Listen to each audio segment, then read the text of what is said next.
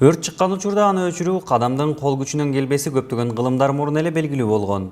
Тарых белгилегендей, өрттү негизинен суу менен өчүрүшкөн. Ал эми калк көп отурукташкан аймактарда сууну көчөлөр аркылуу ташуу муктаждыгы келип чыккан. Ушундан улам алгачкы өрт өчүрүү техникалары ойлоп табыла баштаган. Азыркы учурда өрт өчүрүү үчүн ар кандай техника колдонулуп келет. Анын бири ZIL 130 маркасындагы атайлаштырылган өрт өчүрүүчү унаа болуп эсептелинет. Бүгүн ушул унаа боюнча кеңири маалымат берип өтүүнү чечтик. Бұл машинанын маркасы ZIL 130, минутасына 40 деген насос менен жабдылган. Чыгуу жылы 2009 жылы чыгып, 2010 жылы бизге өрттөн куткаруу бөлүгүнө берилип башталган. Бул болсо машинанын ички салону. Машинанын ички салонунда бөлөк машиналарга айырмаланып, булардын ичинде өрттөн куткаруу коопсуздугуна керектүү нерселердин баары жайгашкан. Анын ичинде биринчи өчүрөттөн рация, алыш берилиш байланышкан каражат. Экинчиси болсо жолдо кетип атканда, мисалы помеха болсо же болбосо ар кандай случай болсо голосовой управление деп коет. Адан тышкары звуковой менен световой эзгулар колдонулган.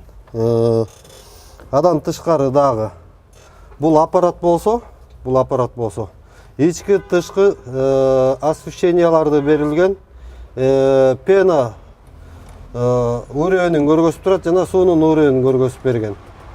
Берде болсо мотор насос, суу берип аткан насостун канча оборот берип аткан датчиги көргөзүлүп турат. Адан тышкаркы мунун ичинде пожарга барганда задымление болот, наркы беркилер болот. Ошого байланыштуу каражат бул дагы. АСВ деп коет, сжатый воздух.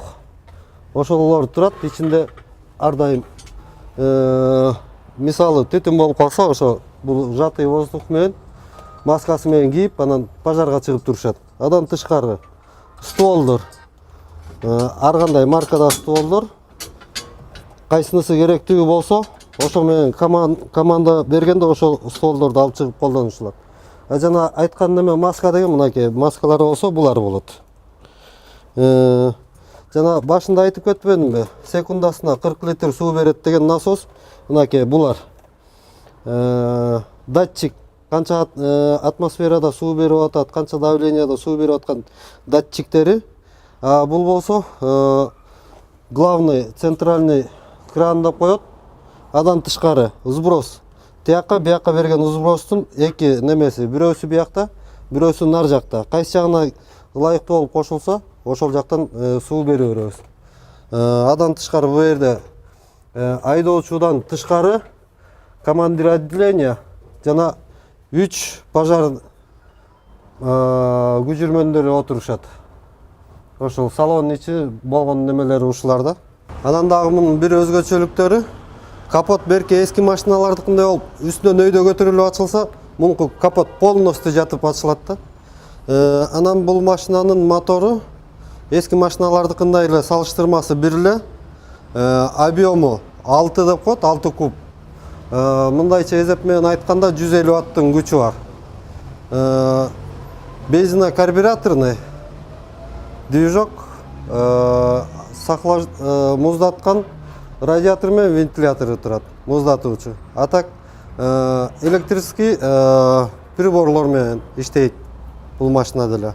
Радиатору жана компрессор болгон системага воздух толтуруп, с помощью бул компрессордун күчү менен тормоз тигулар ушул аркылуу иштейт. Ошо рулевой гидровилка аркылуу чоң техниканын буруу системасы жеңилирээк бурулат. Эгер бул жок боло турган болса, анда бул машинаны буруп айдош кыйын болмок негизи эле. Мунун багы кабинанын астында мишайт этпеген жерге орнотулган. Буга 150 литр бензин батат. Дөңгөлөгү болсо 20-40 деп коет. Бул дөңгөлөктөр берки машиналарга караганда айырмасы зима-лето деп бөлүнбөйт. Мунуку все сезонка деп коет. Качанга чейин дөңгөлөктүн өзүнүн керектүү убагындагы немесин отработать этмейинче дөңгөлөк алмашылбайт. Ошо салынган дөңгөлөк менен долго иштейт да. Артка отсектери, мунун ичинде ПТУлар жайгашкан. Өрткө керектүү кол жеңдери деп коет, рукава деп коет орусча. 51, 77, 66, анан переходник деп коет, колонка, сброс воды же болбосо суу алгандарга. Адан тышкары кайта үстүндө мисалы пожарга чыкканда гидрант жок болуп кала турган болсо, всасывающий деп коет, рукава. Атайын көлмөлөрдөн, арыктардан суу сордуруп алабыз. Бул всасывающий рукав катуу деп коет. Анча-мынча ийилчек. Ар бир машинада турат ушундайлар, маке.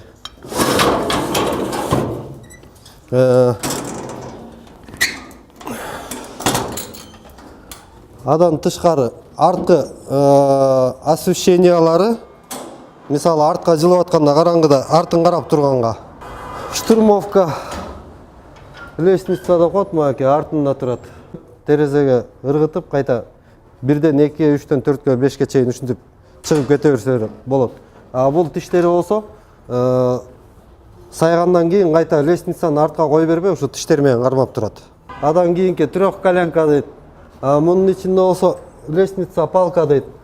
Тиги жердегини көргөзгөндөй берде деле так эле ошолор турат, кайта эле гидранттардан суу алат. Пожарный гидрант же болбосо көчөдөгү гидранттар болот атпайбы? Ошолордон машинага суу алат. Бул колонка деп коет.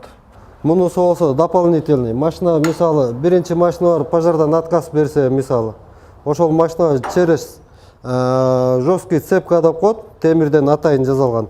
Экинчи машинага ушул аркылуу кошуп туруп сүйрөп келе берет.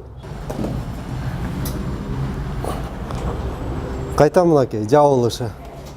Акырын жеңил алып келип тыштап туруп жабып коебуз.